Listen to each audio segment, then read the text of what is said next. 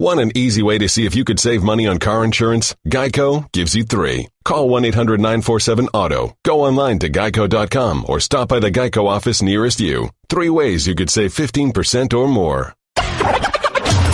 This is the Stephen A. Smith Show podcast. I'm Stephen A. Good afternoon, everybody. Welcome to the latest edition of the Stephen A. Smith Show, coming at you as I love to do every weekday over the airwaves of ESPN Radio. That's 710 ESPN LA. That's 98.7 FM New York City. And, of course, nationwide over the airwaves of ESPN Radio, Sirius XM style, Channel 80. Number to call up, as always, is 866-729-ESPN. That's 866-729-3776. 866-SAY-ESPN. Lots of stuff to get into. Got Game 3 tonight in Houston of the World Series. Los Angeles Dodgers. Yu Darvish on the hill. This kid Mullers for the Houston Astros that threw 24 straight curveballs in a closeout Game 7 against the New York Yankees to end the ALCS. Yankees couldn't hit him. I don't expect that to be a problem for the Dodgers tonight. We'll have a discussion about that today. We'll definitely get into a discussion about who the Yankees' potential next manager may be now that Joe Girardi has been gone. We'll get into that because they are the Yankees, the most renowned franchise in the history of baseball, if not all of sports altogether, with 27 World Series titles. Fans are everywhere. So are critics. They are relevant, and I will talk about them. We've got week 8 of the NFL season to get into. Jalen Ramsey for the Jacksonville Jaguars, star cornerback and free safety. He's here with yours truly. We'll be talking to him today. RJ Bell, our resident handicapper out of Vegas. We'll be talking to him today as well. But before we get into any of those storylines, along with the fact that some players are saying they may be better off refusing to meet with league owners to address social injustice in America and beyond. I'll have my take on that I'm more than anxious to give to you, and I will before the show ends today and we start this weekend for week 8 of the NFL season. Before any of that, I need to get into last night's game. And I hope my producers have sound from the Ravens, from Kiko Alonso himself about what happened last night, because in the second quarter of the Ravens' 40-0 win over the Miami Dolphins, Joe Flacco, the quarterback for the Baltimore Ravens, scampered for 9 yards on a scramble. But as he was sliding, Alonso lowered his shoulder and delivered a vicious blow. You read all of these articles. They're not really articles. They're editorials because they're just indicting and convicting Kiko Alonso. Basically calling it a bad hit, essentially alluding to it being a cheap shot. Ultimately, Flacco had to depart from the game because he was woozy, got his helmet knocked off, was a bit woozy and disoriented, clearly had to go into concussion protocol, was bleeding from his ear, and you had Ravens all over him, including Coach Harbaugh, who got in Alonso's face as well. All of that transpired last night. Obviously, Joe Flacco was in no condition to communicate and articulate his thoughts about the incident in question. But Kiko Alonso spoke up for himself. Do we have that sound, y'all? Let's hear what he had to say. Here's Kiko Alonso. So your version on the hit on Flacco? That was a bang-bang play. There's a lot of halftime on TV, a lot of controversy about it on afterwards, both sides of the field, I would guess. You concerned at all that might be a suspension in that? That's out of my hands, man. Like I said, it's a bang-bang play. I hope he's all right. Cheerleader. I'm not satisfied with that explanation from Kiko Alonso. I think it was quite stupid for him not to elaborate when he had an opportunity to do so, to come to his own defense. Because I'm here to let y'all know, ladies and gentlemen, I didn't think it was as egregious as everybody's trying to make it out to be. I do think it warrants a fine. And the reason why I think it warrants a fine is because the league has been very, very open and transparent about its this insatiable appetite they have to defend and support the quarterbacks. You got out of that pocket, you're not a quarterback anymore. You're a running back. But the point is, still in all, the quarterbacks are going to be protected at all costs. Joe Flacco was clearly sliding. There's no doubt about that. But he did slide late. And since he changed the trajectory to some degree, I think Kiko Alonso gets a pass in terms of a suspension. But because the rules are what they are, and because the NFL focuses on it the way that they normally do, you got to find the brother. I don't think he walks away unscathed. I think you have to find him. You just have to. But that's it. No suspension warranted or whatever. But if you're Kiko Alonso, it was a bang-bang? Really? That's all you got to say there? He elaborated in writing, once interviewed extensively about it. He said it got to a point where I thought maybe if he slid a second sooner, I was anticipating him sliding and I was going to not hit him. But I think it was like, a second late, which is why I hit him.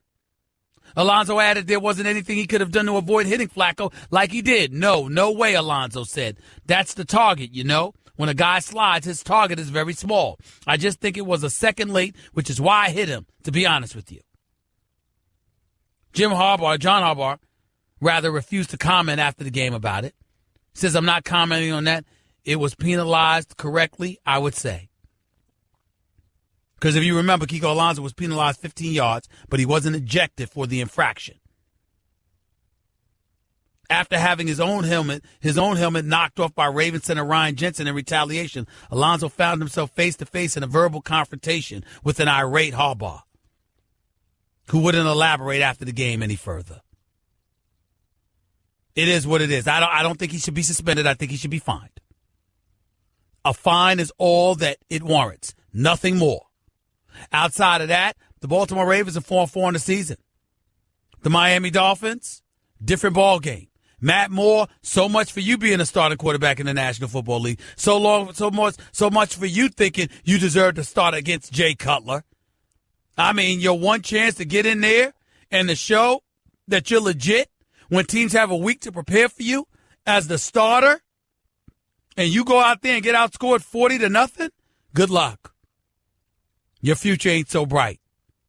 Baltimore Ravens, suddenly they're in this picture. They're only a game behind the Steelers. They're 4-4 after all the troubles they had, after Joe Flacco looking highly suspect, after everybody's been complaining about how they're devoid of weapons. Here they are, just one game back of the Steelers. In the win column, that is.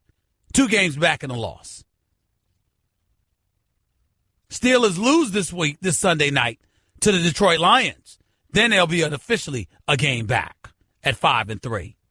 Steelers will be 5-3. Ravens will be 4-4. Things are getting very interesting. Too bad Flacco went down, though. We wish him nothing but the best. 866-729-ESPN. It's 866-729-3776. Again, I'm going to get into Week 8 of the NFL season. I'll get into that. I'm going to get into Girardi and who's going to replace him as manager of the New York Yankees. Or how do you feel about him getting fired? I'm definitely going to get into Game 3 of the World Series. Yu Darvish is on the hill tonight for the Los Angeles Dodgers. I believe they're winning tonight. I believe the Dodgers are winning 2 of the 3 games in Houston this weekend. I'll explain to you why as the show progresses. No question about that. And again, Jalen Ramsey is coming on the show. Want to be a part of the show? Hit Stephen A. up weekdays from 1 to 3 Eastern at 866-729-3776. I just saved hundreds of dollars by switching to Geico. I've never felt more alive.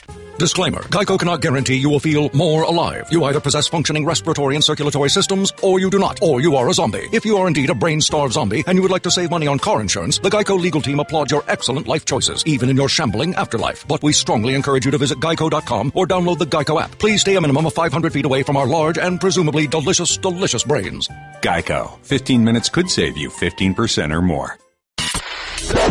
You're listening to the Stephen A. Smith Show podcast. I'll get into the World Series with the Dodgers and Game 3 tonight in a minute. But let me say this. Listen, there's a gentleman in the New York Daily News. He's a writer. His name is Bill Madden. Ladies and gentlemen, we're not friends. I don't know him that well. We don't go out and have drinks together and all of this other stuff. There's nothing like that. He's a phenomenal baseball man. One of the best ever who's ever lived. Who has always, throughout my career, been kind to me. High school writer for the New York Daily News and, being a reporter and then, being a radio host or what. Anytime I've needed Bill Madden for anything, he's always been there for me. And when it comes to baseball, he's as close to the gospel as it gets as far as I'm concerned. Him and Tim Kirkjian. I just love him. I just love his work to death. And so when he speaks, he's like E.F. Hutton to me. I listen. And I got to tell you something. I'm reading this column here, and I'm thinking about what the Yankees are doing. You let go of Girardi. 1 minute you're hearing it's about money because a 4-year, $16 million deal expired. Then you're hearing stuff about how Joe Girardi wanted $7 million a year. And then you're hearing stuff about the Yankees are thinking about the analytics dudes. And you got so many guys out there that just do what you're told to do. And why should you pay a manager that much money when you can get somebody that you could pay $1.5 million to $2 million? And then you know what? They just do what they're told according to the analytics dudes. And all is well in the world. Especially if you're Tampa. Some people point to Tampa, they're only paying that manager $500,000, like Michael Kay pointed out on the show yesterday. The voice of the New York Yankees. But here's the deal. Listening and reading Bill Madden's column in the New York Daily News, page 40 and 41. I mean, you got some dude, Gary Denbo. He's the man that hired most of the player development department staff for the New York Yankees.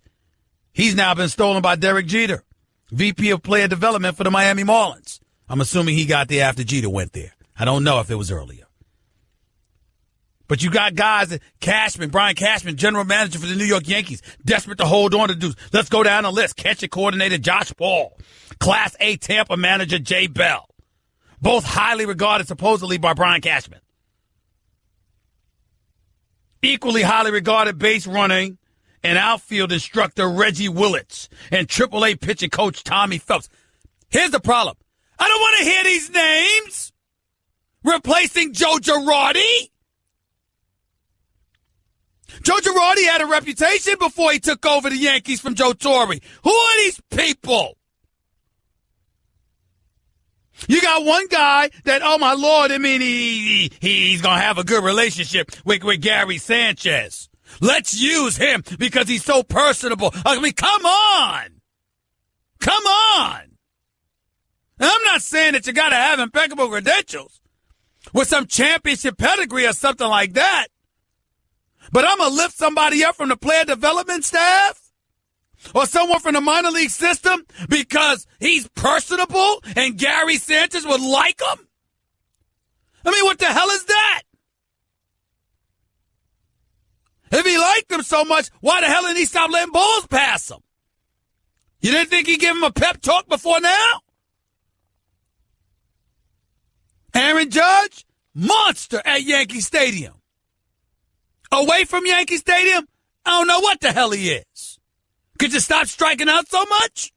Please? Pretty please with sugar on top? I mean, what the hell is this? I mean, all these people. You Brian Cashman, you lose Joe Girardi. Why? You wasn't getting along. I mean, this is the kind of stuff, ladies and gentlemen, that just gets to me. It gets on my last nerves. I look at the job that Dave Roberts does in Los Angeles with the Dodgers. We know that A.J. Hinch is an analytics dude, and we got that. And the Astros are young studs, and they could end up winning this World Series. We don't know. Let's see what Mullins does tonight. Let's see what Keuchel and Verlander do second go round. We got all of that, but this is how it resonates with me. All of this stuff about likability. I mean, I understand. If things are so abrasive and so belligerent and cantankerous and all of that, then you know what? We got to move in a different direction. If damn near people are about to come to blows. But if Joe Girardi does his job and maxes out the potential that he has, what's the problem? Y'all don't go to Starbucks and drink lattes together, so it's a problem if you're Brian Cashman? I mean, come on. Come on. I mean, this stuff is driving me crazy. these people. You don't lose Joe Girardi. You can't give me better than this. And I'm bringing it up because I know Bill Madden knows what the hell he's talking about. Josh Paul and Class A Tampa manager Jay Bell? Base running and outfielder instructor and a AAA pitching coach? What? These are the Yankees! The Yankees! That's what we got? I mean, I ain't hear about this kid Callaway with the Mets, but they're the Mets. I mean, outside of Don Juan LaGreca, who the hell is thinking about them? These are the Yankees! The Yankees! Oh, my Lord. I just don't know what to say. And maybe I'm wrong. I mean, hey, they could end up doing a good job. Never knew much about Dave Roberts. Look at what he's done and succeeding dramatically in Los Angeles. He's got them balling. And even though the series is tied 1-1, I expect the Dodgers to win this series. They better not lose. You ain't won a damn World Series since 1988. Better win. But I don't anticipate that it'll be easy. And I got to tell you something right now. Yasiel Puig, even though that home run was sensational, I got to tell you, I almost want them to lose just so I don't need to see him wagging his tongue. I really don't need to see all of that. What the hell are you? I mean, what is that? What is that? It just turns me off. But outside of that, I'm rooting for these Dodgers. I think they should win this series. I think the Astros are no joke. You got to pay attention to them. They're coming. They ain't scared. Altuve's a monster. He's a miniature monster.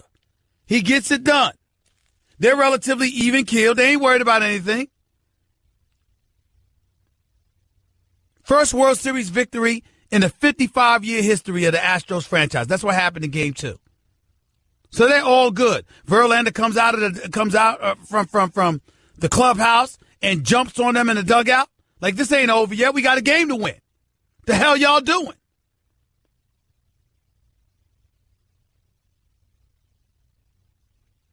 Verlander gave up 3 runs on 2 home runs. Those are the only 2 hits he gave up in 6 complete innings. But they were both homers.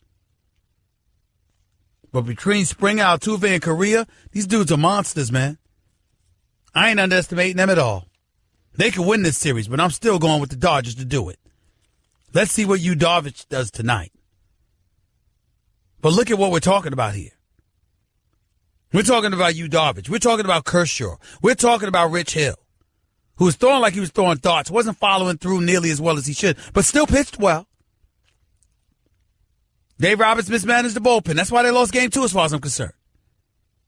They need to win Game 3. They don't need to be in a 2-1 hole in Houston with Games 4 and 5 in Houston. That would be bad for the Dodgers. This is damn near almost a must-win for the Dodgers right here. Not necessarily a must-win, because if you lost tonight, then tomorrow's the must-win. But you do a lot well for yourself if you're the Dodgers and you win Game 3 tonight. But look at what we're talking about there. Here with Bill Madden and these guys. What are we talking about here with the Yankees and the successor to Joe Girardi? What wanton hubris is this? Josh Paul and Jay Bell, a Class A Tampa manager and a catcher coordinator, or a highly regarded base running outfield instructor and a AAA pitching coach. These are the Yankees! But that's no knock against Bill Madden, who continues to do phenomenal work, as he always does. Man's always been good to me. I actually miss talking to him about baseball. That's how great he is. 866-729-ESPN. That's 866-SAY-ESPN. More to Stephen A. Smith Show in a minute. Remember, Jalen Ramsey for the Jacksonville Jaguars coming up. Don't touch that dial. Guess what? You're in the middle of the Stephen A. Smith Show podcast. Damn it, I mean it! Welcome back to the Stephen A. Smith Show right here on ESPN Radio. It is my pleasure to have my next guest on. number 5th overall pick a couple of years back. I mean, with the Jacksonville Jaguars, doing damage, one of the top-rated defenses in the NFL, one of the top secondaries in the NFL. I'm talking about free safety, Jalen Ramsey for the Jacksonville Jaguars. He's right here with Stephen A. on ESPN Radio. What's going on, Big Time? How you doing, man? I'm doing good, man. Appreciate you having me on here. Absolutely. First of all, congratulations on a great season thus far, one that I did not expect that you guys would have. What is the number one reason why y'all are 4-3 and in first place in the AFC South? Man, we going out there as a defense, and we trying to lead this team to where we can be, man. We know we got the pieces. We tired of, being the doormats of the NFL, man. We just getting tired of it. So we going out there the best we can play. Take me inside the locker room. Take me inside you guys hanging out together, the kind of conversations that y'all were having amongst yourselves coming into the season in light of how the last several seasons have happened, have taken place in Jacksonville lore. Yeah, I mean, we got a few pieces during free agency. We got Calais, we got AJ, we got Barry Church to finish out our defense. So, once everybody kind of got around, we just started to really talk and tell each other that, hey, we're going to have to lead this from the defense. As a secondary, we felt like we were going to have to lead from, the back end up. And then just as a defense in whole, we felt like we were going to have to lead the whole team and give the offense some juice so they can feed off of us and, win some games.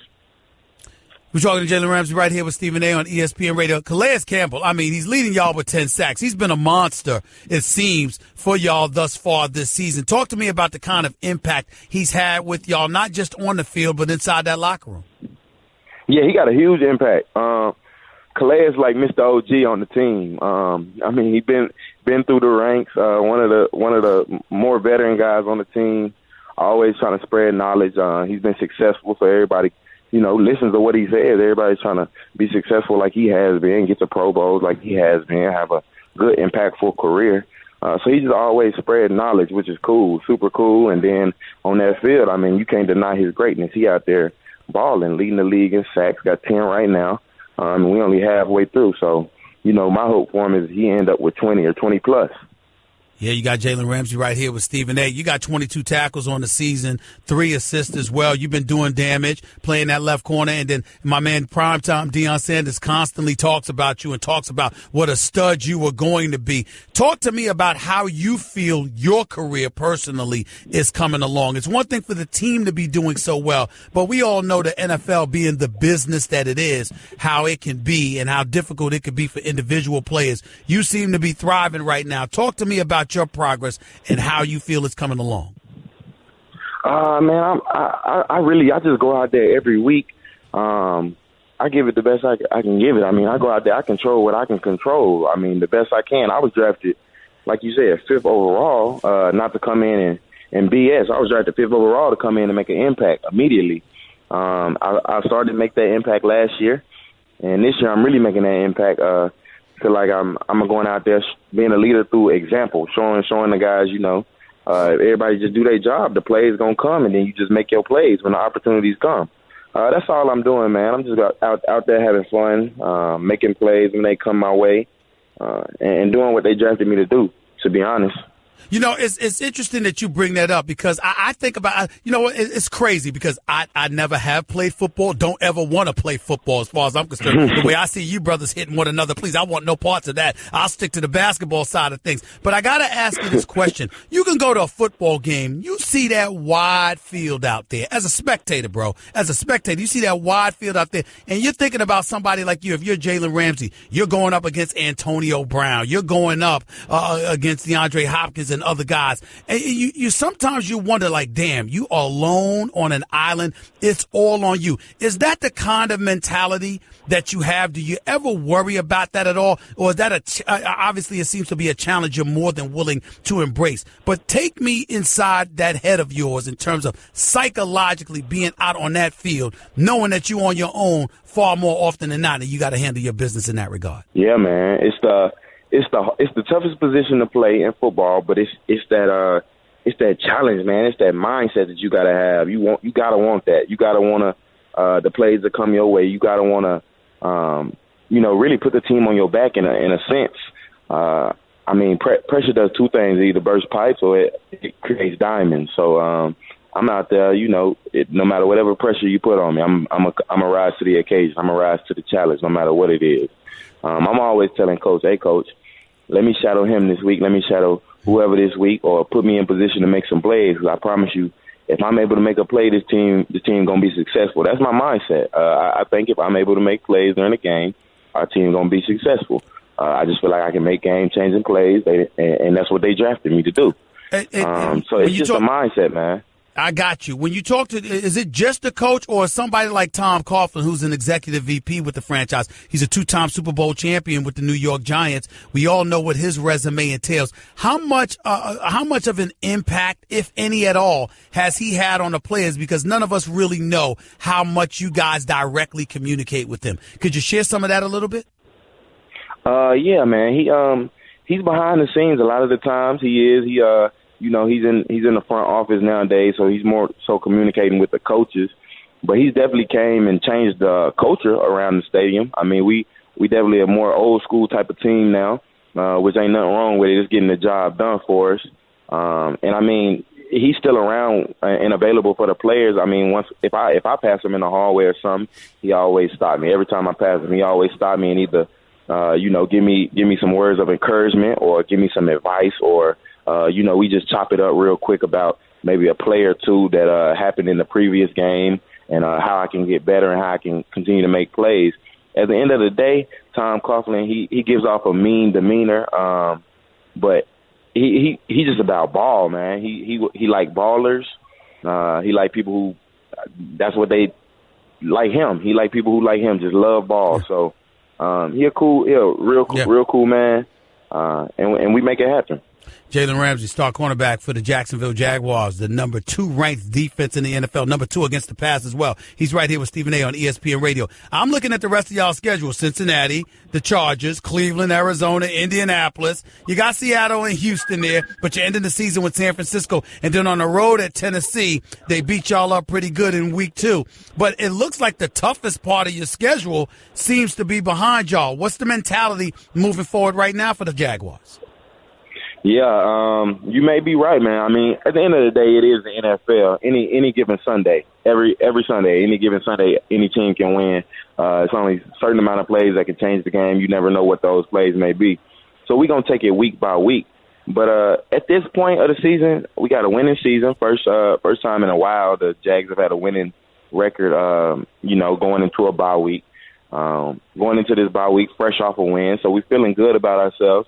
So when we get back on Monday and get back started for the Cincinnati game, we're going to just have to refocus, really grind, and, start stacking these wins up. 'Cause like you said, going down this second half of the season, we need to really click in the gear, win as many games as we can, hopefully win out, and, getting the playoffs and then take it game by game from there. Before I let you get on out of here, I'd be remiss in neglecting to ask you about your Florida State Seminoles, boy. What the hell has happened to them? I mean, I understand your quarterback got hurt. I get all of that. 2-4. We don't expect that with a Jimbo Fisher team, but you lost your quarterback. Is it as simple as that, or are there other things that you've seen that you just don't like, regardless of the fact that the quarterback is down for Florida State? Man, you know what? I think it is as simple as that, man.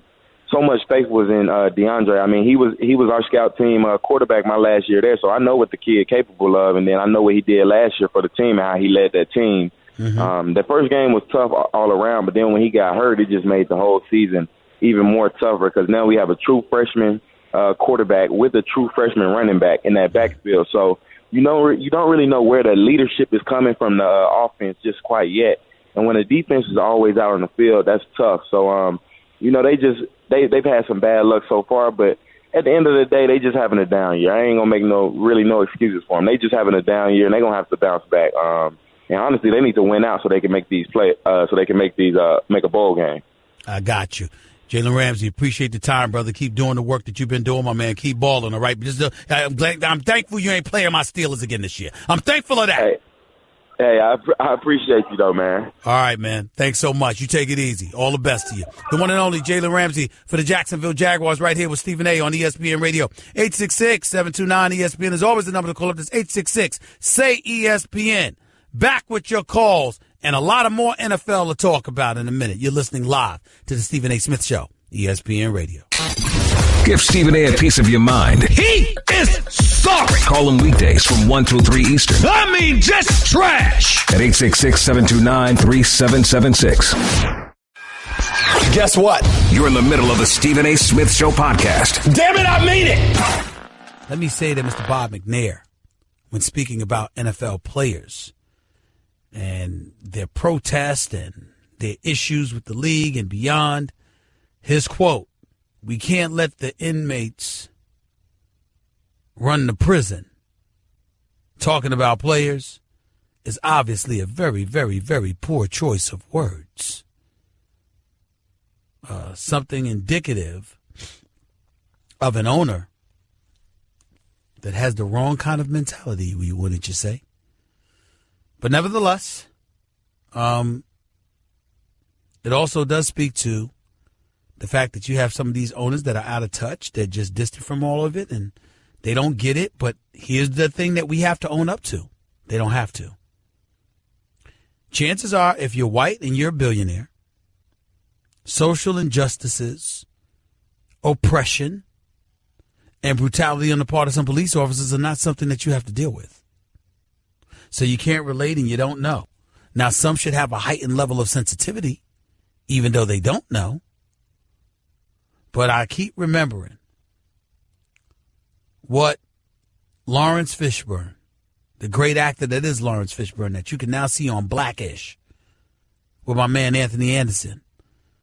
That same Lawrence Fishburne once said in the movie Hoodlum, "When you don't know, you don't know." It's basically all I could say. To the phones we go. 866-729-ESPN. Let's go to Ronnie in Jersey. You're live with Stephen A. What's up? Hey, what's up, Stephen A? Big fan of your work. Thank you. I just wanted to get my take on who should be the next Yankee manager. And I feel like it should be Tony Pena, and I have a few reasons why. I'm going to make this short and quick. A lot of the top Yankees stars are all from Latin descent when you consider Starlin Castro, Didi, Gary Sanchez, Severino, Detective Chapman, and soon Gleyber Torres. So I feel like they will have that comfort level knowing that Tony Pena is from a Latin descent and used to play and was also a former manager of the year.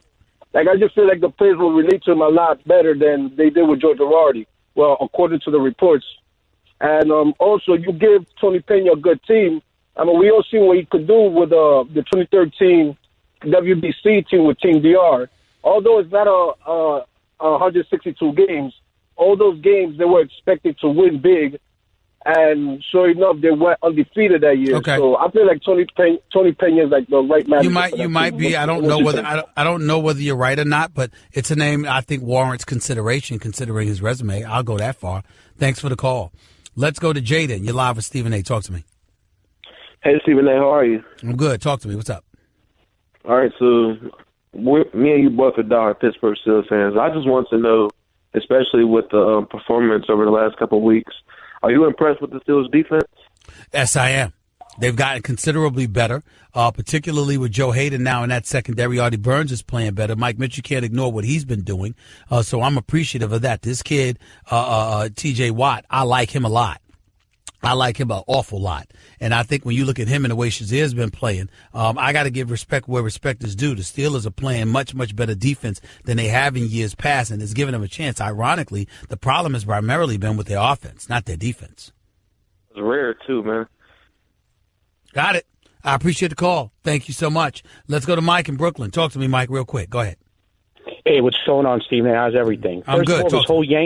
First of all, this whole Yankee thing stinks from the head down, from the fish from the head down, because this is a power struggle. To me, what I'm seeing is between Cashman and Girardi. Cashman wants to be Geppetto, and that's it. He wants a puppet, and he wants a guy that's going to listen and do what he wants to do. Hold on.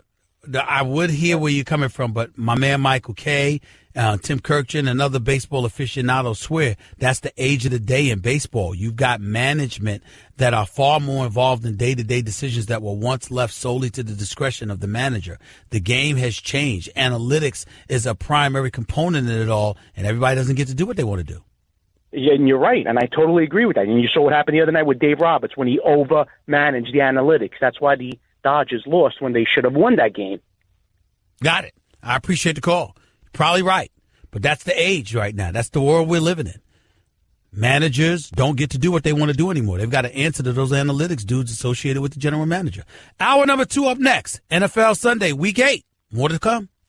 That's just a sample of what you'll hear on the Stephen A. Smith Show. Weekdays at 1 p.m. Eastern on Sirius XM Channel 80 and the ESPN app. Want an easy way to see if you could save money on car insurance? Geico gives you 3. Call 1-800-947-AUTO. Go online to geico.com or stop by the Geico office nearest you. 3 ways you could save 15% or more.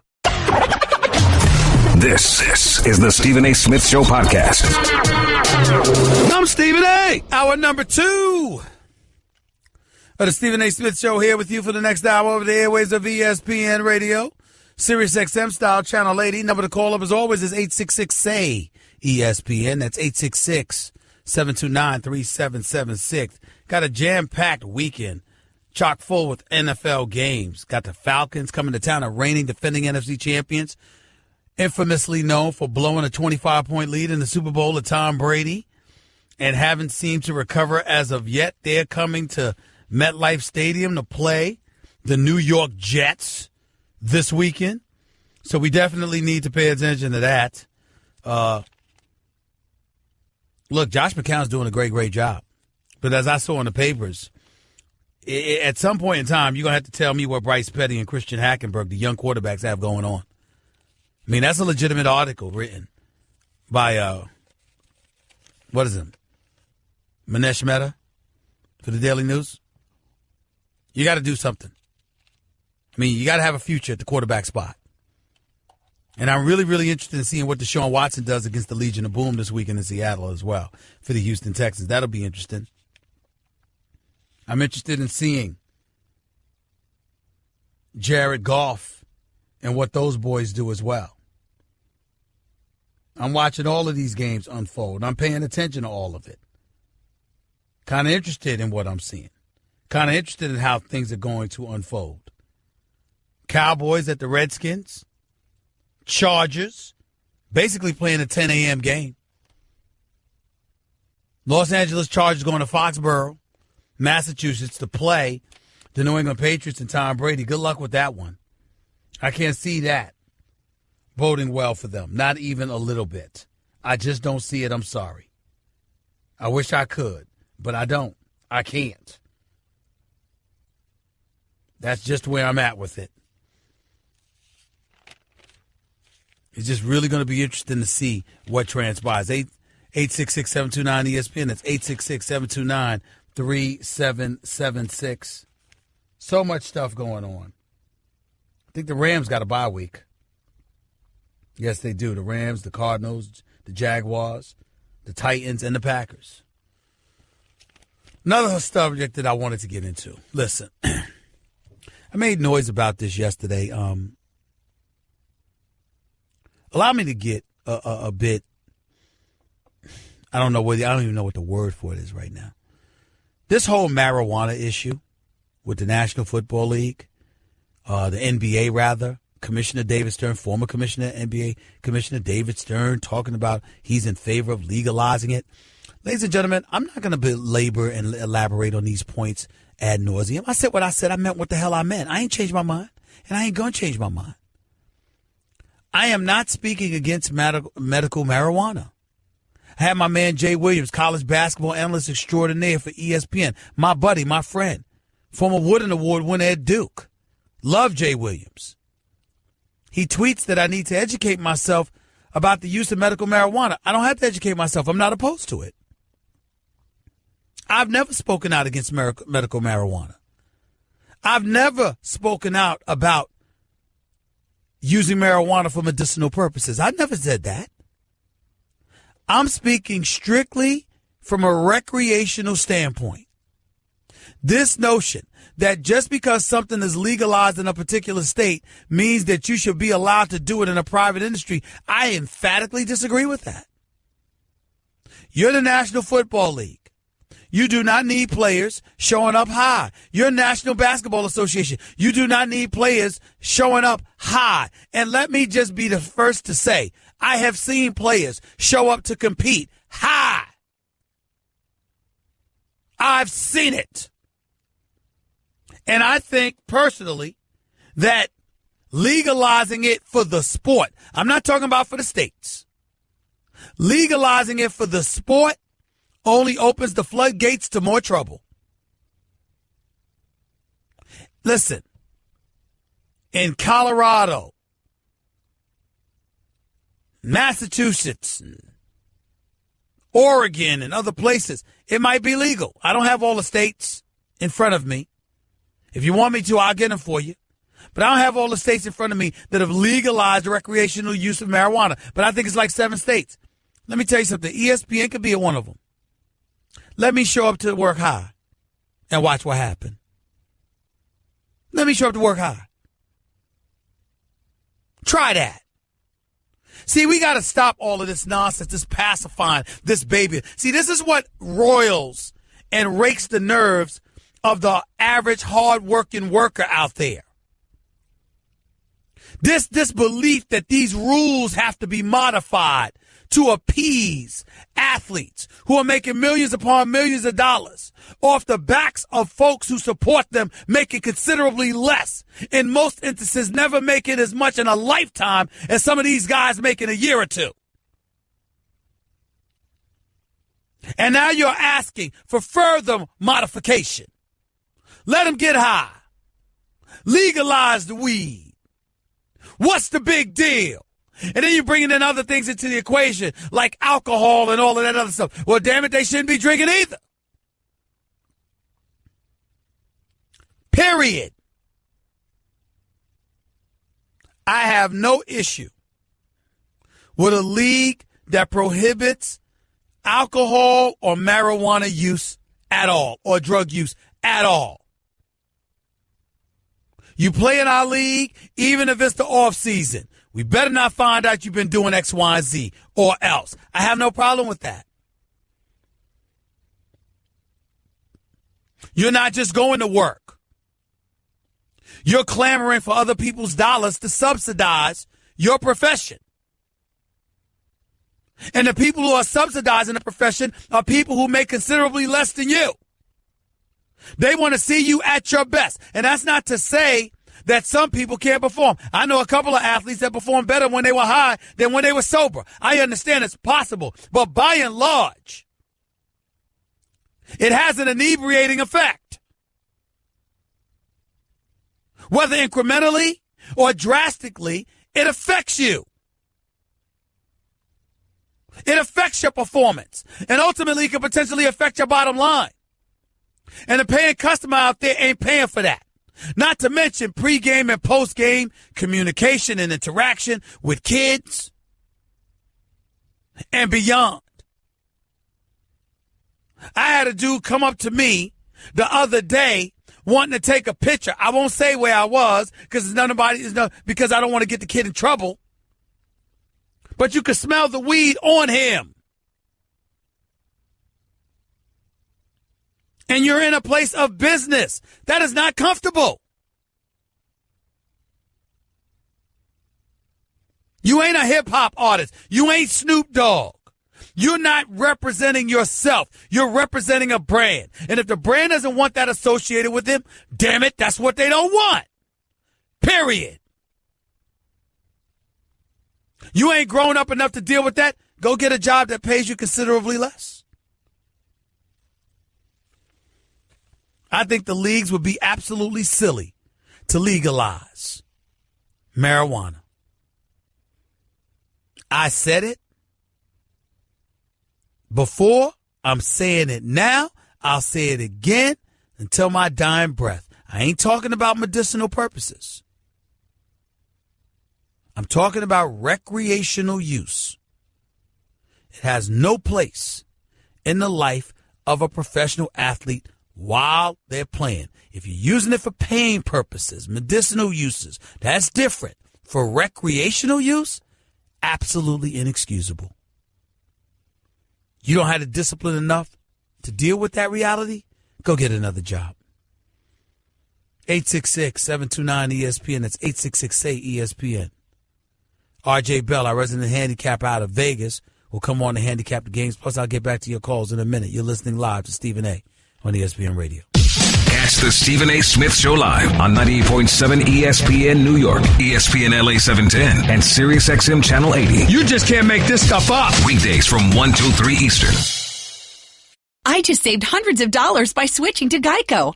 I'm so happy, I feel like I can fly. Disclaimer, you will not be able to fly by switching to Geico. This is against the laws of physics and nature. If you find yourself flying, please seek professional and or medical help immediately. In the unlikely event you find yourself flying, you might be a superhero, or a pigeon, or a superhero named Pidgewoman, who was bitten by a radioactive pigeon. If you are indeed Pidgewoman, Geico retains all licensing publishing rights in the event Pidgewoman the movie becomes a top-grossing Hollywood blockbuster. Geico. 15 minutes could save you 15% or more. You're listening to the Stephen A. Smith Show podcast. Looking forward to this next conversation. It's with our resident handicapper extraordinaire, the founder for pregame.com. Pregame.com, remember, is the exclusive odds provider to the Associated Press. His Twitter handle is at RJ in Vegas. Our weekly guest, the one and only RJ Bell, right here with Stephen A. on ESPN Radio. What's up, RJ? How are you, man? That might be the best intro music I've heard for a segment, Stephen A. I like it. No problem. Before we even get into Week 8 of the NFL season, talk to me about the World Series. The Los Angeles Dodgers are still favored despite losing.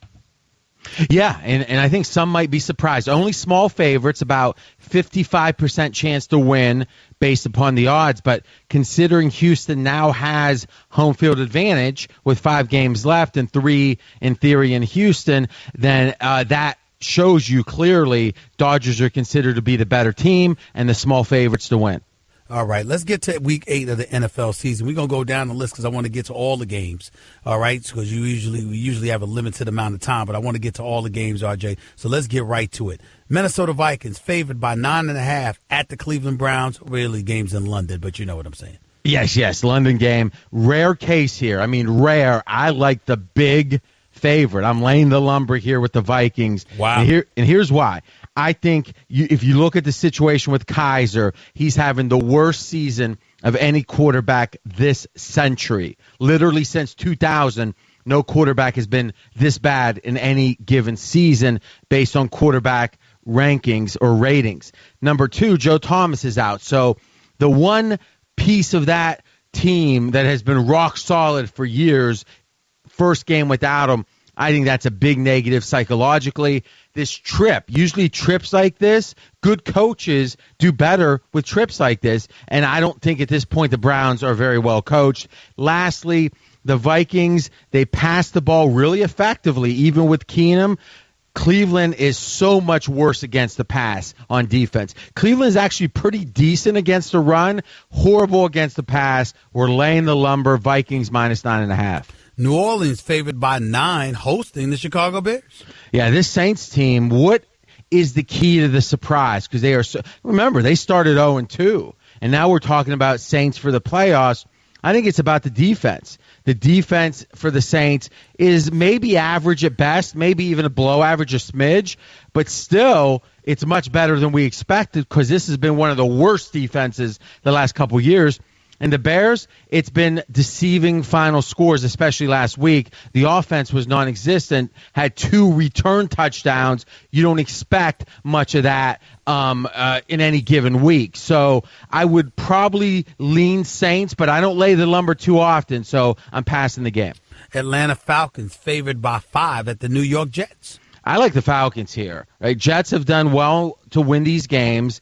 Give them credit. But if you look at the sabermetrics, Jets have the 23rd best defense and the 24th best offense. So this team is in the mid-20s, not a really good team. Now, the Falcons, they have the very best yards per play in the NFL, which is almost hard to imagine how it seems like they're playing poorly. But here's the thing, Steven. They're playing poorly in the red zone. They're playing fine everywhere else. Well, obviously the red zone matters because that's the main way to get points. But I think in the long run, if a team is very good on offense or defense, but it's playing poorly in the red zone, they tend to get better in the red zone because the bigger stats, all the plays are more telling. So I actually like the Falcons here laying 5 at New York Jets. Tampa Bay Buccaneers favored by 2, hosting the Carolina Panthers. Yeah, this Tampa Bay team, I mean, they are a really good offense. I mean, all the talk about Winston and, is he a franchise quarterback eventually? 6th best offense in the NFL based upon Football Outsiders, but the defense is bad. I mean, this Tampa Bay D is one of the worst in the league. And if you actually look at the teams they've played, the offenses, the Patriots obviously good, but otherwise they have not played a top 10 offense yet this year, and still their defense is really bad. And Tampa hasn't been great at home over the long term, so I'm not a big Cam Newton fan, but I think Cam getting points here is the right side. Why are you not a big Cam Newton fan? He's too inconsistent for me. For me, a quarterback is got to be a leader. And we can talk about the idea of, the culture's different and millennials, and he's a millennial leader, and I'm in my mid-40s, so maybe I don't get it. Yeah, I hear that, and I think there's cases that's the case. But when you're walking, when it seems like that you're the main story pretty much every week, and it's not a positive story, I don't see how that's good for a team. Philadelphia Eagles may be the best team in the NFL, favored by 13, hosting the San Francisco 49ers. Yeah, I agree with you about the Eagles. I think the Eagles, the Patriots, and the Steelers are right there at the very top. And the Eagles are the biggest surprise for sure. Big favorites here. Remember, and you've been talking, and the experts been talking about it, left tackle Peters is out. That's a pretty big deal. I also think when you do have a new left tackle, you might get a little conservative. So I think the Eagles win this game, but I'm not as anxious to think they're going to blow out this San Fran team. So I would lean with the 49ers, who obviously are winless and got embarrassed last week. You got to think if Shanahan has control of the team, which I think he does, you're going to see a motivated play. So I'm going to go with the 49ers plus 13. Buffalo Bills favored by 2.5, hosting the Oakland Raiders. Love the Bills here. Love them, especially below 3. I think the Raiders are one of the most overrated teams in the NFL. Last year, they won so many close games. And if you actually would have taken those close wins and losses and flipped them, and since they're pretty much coin flips, close games in the long run end up being coin flips, and thus the idea that the Raiders would have lost the games they won and won the games they lost, it's not crazy to think that. The Raiders, if that would have happened, would have been 5-11 last season. 5-11. Patriots favored by 7.5, hosting the Los Angeles Chargers. Yeah, I like the Chargers a good bit here. If you look at the Chargers' last 17 road games, they've only lost 2 of them by more than a touchdown. So if we're getting 7.5 and the Chargers either win or play close on the road, I think that's very positive. Also, you've got Hightower out for the Pats. He's the quarterback of the D. First game without him might be a problem. Seahawks favored by 5.5, hosting Deshaun Watson and the Houston Texans. Yeah, the wise guys like Houston here. Really? Yeah, they do. I like Seattle. So this is one where I disagree. Here's why I like Seattle. When Seattle's at home in a competitive game, so they're favored not by more than a touchdown, right? So here they're only favored by 5.5. They are 20-5 against the spread. Think about that. 25 games, they won 20 of them against Vegas when they're in a competitive home game. Why? Because that home crowd is such a key to Seattle's home field advantage. And when it's a big game, they go hog wild. And to me, I don't know how you buck that trend. I like Watson, but still, I'm going against the wise guys. I like Seattle here. Cowboys favored by 2.5 at the Washington Redskins. Speaking of the smart money, this one's surprising. It's rare for the pros to bet Dallas. They've bet Dallas here. Number one rushing attack. Sharp money. Well, number one, if you look at the sabermetrics, rushing attack, and I think more importantly, the Redskins have 4 of their 5 linemen hurt. 2 of them probably are going to miss the game. The other 2 banged up. And whenever you have multiple injuries on the O-line and you have reshuffling and all this stuff, it just really doesn't do well for that team. Last factor in this game, Cowboys last 4 years have the second most road wins during the regular season. Patriots have more. Only Dallas is number 2. Steelers favored by 2.5 at Detroit Sunday Night Football.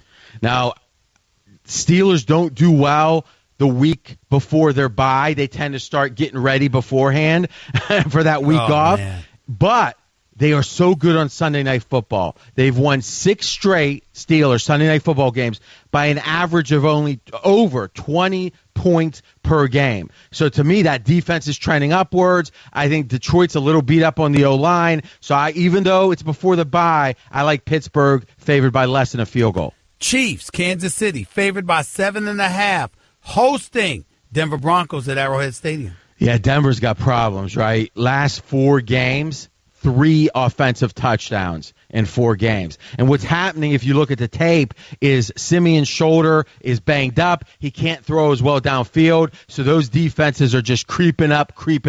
So I actually like KC here. Denver's defense is great. But last 3 games, KC against Denver, KC has scored 29, 30, and 33 points. So if Denver's not scoring again at this point of the season and KC does well against a really good defense, yeah, it's a big number, but I'm going to lean Kansas City. RJ Bell, always appreciate you, buddy. Thanks a lot for coming on the show. Thank you, Steve. Next week. One only RJ Bell, founder for pregame.com, the official odds maker, odds provider for the Associated Press. His Twitter handle, @RJ in Vegas. Guess what? You're in the middle of the Stephen A. Smith Show podcast. Damn it, I mean it! Stephen A. Smith Show, 35 minutes past hour number 2. Back to the phones we go. Let's go to Marty in L.A. You're live with Stephen A. Talk to me, Marty. Marty, speak up. Stephen, how you doing? Hey, listen, a great intro song is The Dramatics, What You See Is What You Get, baby. That's a great tune from the 70s. All right, no problem. I appreciate that. Go ahead. Hey, listen, I've got over 25 years sobriety of alcohol, 30 years of cocaine, and I smoked weed back then. Weed was easy to get off of. Alcohol almost killed me, made me angry, dysfunctional. And what somebody does in their personal life, that's their own business. But I do agree, if you're wired, you're fired. I don't want to work with anybody that's drinking, smoking, or taking any drugs. Not only that, Marty, you can appreciate what I'm about to say. Weed back in the day ain't the same as it is today. They doing something to that stuff. Well, I don't know about that. I haven't smoked it in a long time. Well, I'm not saying that you have. I'm just saying with the things that you hear, it just seems to be the case. Well, let me ask you this. Would you rather have somebody smoke weed or drink alcohol? I don't want them doing either. I don't want them doing either. I'm talking about as a professional athlete. I'm not endorsing either. I don't want to hear the argument, well, you know what, alcohol, people can drink when they get off of work. Well, damn it, they shouldn't be allowed to. That's how I feel about it. Well, I mean, alcohol is a lot worse than marijuana. Listen, I don't want to hear that from you again. I'm not debating that. I'm saying I'm not a proponent of either. I'm against both. If you're a professional athlete, I'm against both because you're asking a paying customer to witness you perform at peak condition. And you are not at peak condition if you're doing either. But let me ask you this, Stephen. Is that a reality, though? That is not a reality. They're going to smoke and they're going to drink whether Well, so what? You say so what? Hold on, let me ask you a question. Is it a reality? Are you a father? No, I'm not. All right. Well, if you were a father, you would know that it's a reality that your child is going to lie to you because all children lie. Okay? Well, do you know why I'm not a father? Does that mean it's okay? It's not okay. I'm saying you don't endorse it. You understand it's going to happen, that rules are going to be broken, but it doesn't mean that you eradicate the rule. Well, let me tell you this. Benjamin Franklin smoked weed, and they wrote the Constitution. Goodbye. Have a nice day. Benjamin Franklin smoked weed. You bringing me something from the 17th? Man, I'm gonna be nice. I'm not gonna cuss you out. I'm just not gonna do it. You're gonna bring me something from the 17th century. Rob in the Bronx, you're live with Stephen A. Go ahead, Rob. What's up, Stephen A? I'm all right. Go ahead, man. I just want to say to all those L.A. fans, Lonzo Ball looks like a bust. I know it's still early in the season, but from what I'm seeing, scoring 6 points, 4 points, and I look at rookies like Tatum out of Boston and Jackson out of Phoenix, I don't know. I think L.A. Well, first of all, I'm not including anybody in Phoenix because I don't like what I'm seeing from anything there. But Tatum in Boston looks special. He looks real good. Looks special. He looks real good. And if they took Lonzo Ball to try to persuade LeBron James to come, I don't think that's happening. I got you. I appreciate the call, man. Thank you so much. Brad, you're live with Stephen A. Go ahead. Hey, Stephen A., thanks for the call. Go ahead, buddy. I want to get your take on, is there any NFL players you think that are more valuable to the name of the brand, I guess, rather than their productivity on the field? I mean, Marshawn Lynch, for example, it seems like more people are coming to see Marshawn Lynch for his dancing around and everything and not for his playing on the field. I don't think so. I don't think anybody's coming to an NFL stadium because of Marshawn Lynch. I don't think they mind seeing him while they're there, but I don't think they're coming to see him play. I think the NFL has successfully marketed its brand to the point where people are looking forward to Sunday NFL football, even though that's dwindling. Because some of this stuff that's invaded the sports world, it's irritated a lot of the fans. It really, really has. And you could talk about people who support these players and the protest and all of this other stuff, but the reality is clear. There's a 7% drop minimum in television ratings. They've lost tens, if not hundreds of millions of dollars in ad revenue. These are the kind of things that they're paying attention to. And the NFL is scared to death because of it. I don't think there's any denying that at all. So you don't think one of the owners would keep somebody around for, say, jersey sales and not, productivity on the field? I'm saying that jersey sales correlates with productivity on the field. I don't think people who are non-productive sell. Colin Kaepernick might be an exception for people that want to support his cause and things of that nature. But ultimately, people who watch it on television or come to the stadium, they do so to watch the games, not an individual player who is not a superstar. That is my answer. I got to go. Reggie, you're live with Stephen A. Go ahead. Hey, how you doing, Stephen A? I'm all right. I only got a minute. Go ahead. The Golden State Warriors roster. Yep. If I'm not mistaken, at the end of this season, they won't have a center under contract. Right. Kevin Durant, Klay Thompson, Draymond Green's contract is all coming up. And the way the NBA salary cap works, I'm pretty sure they're not going to be able to afford to keep all of those guys. Steph Curry and Kevin Durant had a good relationship going. So that kind of left Klay Thompson hanging high and dry like it's time to move on. Why are you calling me about this in October? Opinion on this one. No, why are you calling me about it in October? Let's see the season unfold and see what happens. We didn't think that people were going to be able to do that, and then Kevin Durant didn't take as much money as he could have to ensure that his teammates got taken care of. Okay. So the point is that let's see the season unfold and talk to me about that then. Right now I got NFL on my mind. Chris, you got 30 seconds. Go. I don't want Hackenberg or Petty. I'm much happier with Petty as my backup going forward. All right. Okay. When I look at the, and I'm a Jet fan. Okay. Well, forget all of that for a second because I'm running out of time. Who do you want as your starter? Okay. Who do you want as your starter? If it's by trade, and I'm talking next year, it's just Alex answer the question. If it's in the draft.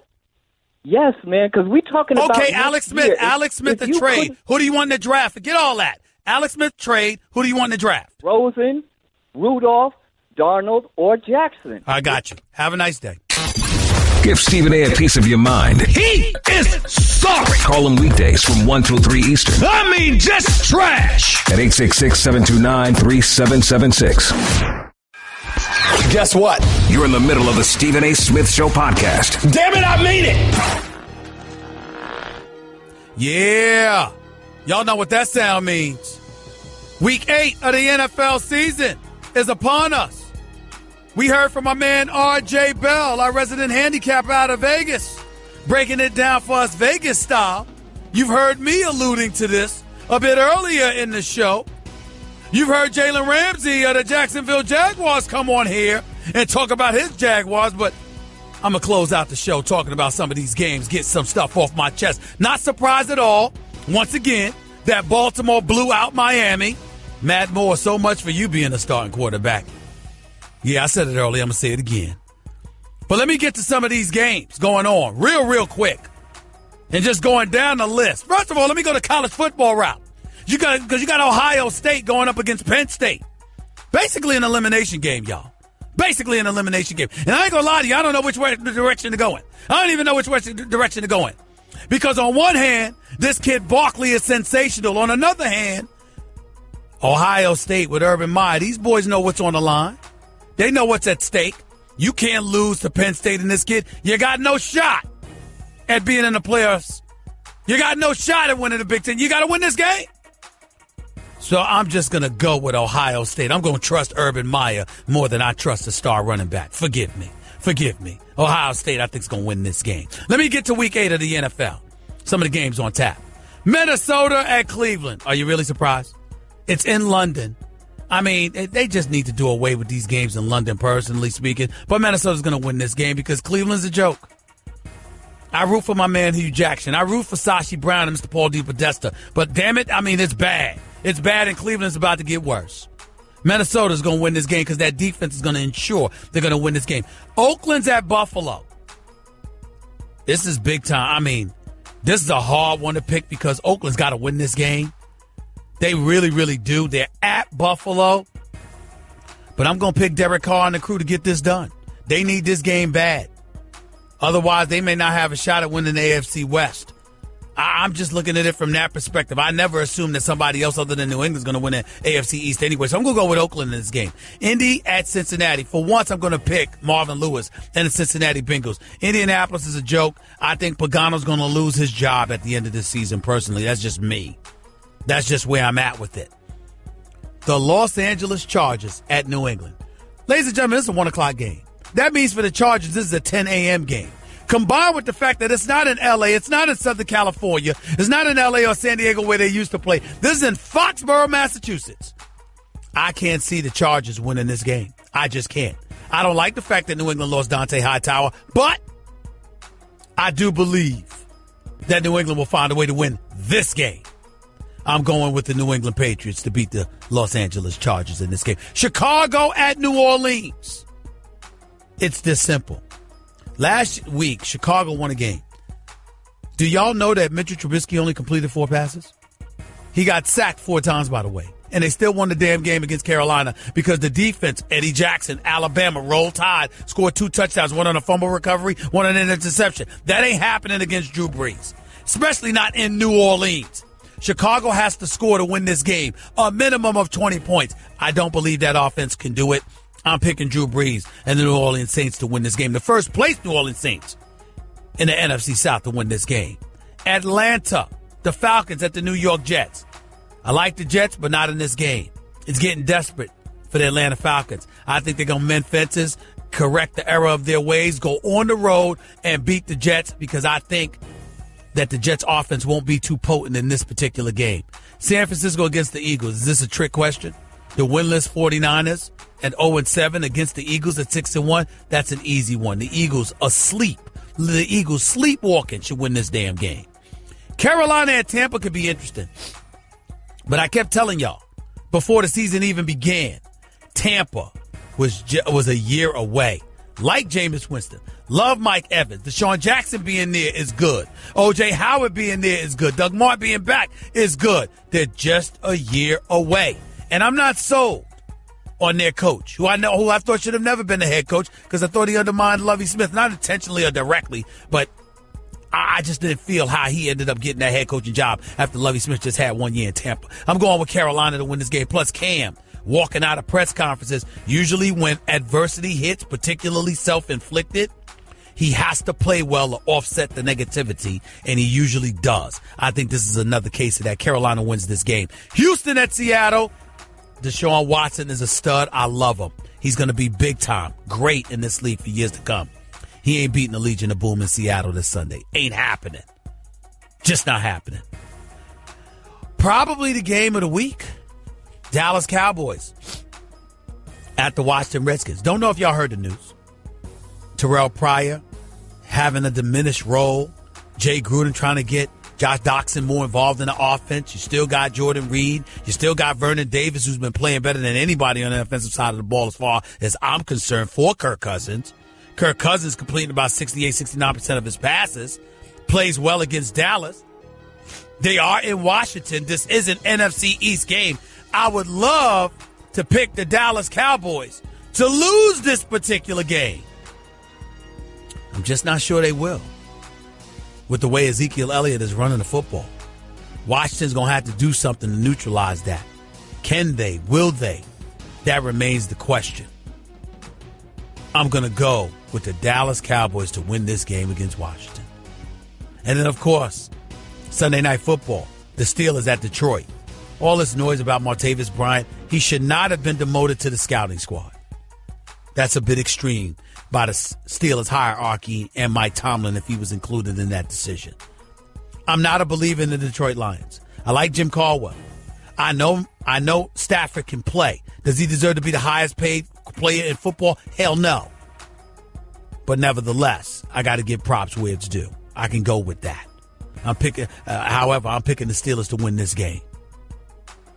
My Monday night prediction, Denver at Kansas City, I'll give you that on Monday when I return. Until then, y'all have a wonderful, wonderful weekend. Be safe out there. Enjoy week 8 of the NFL season.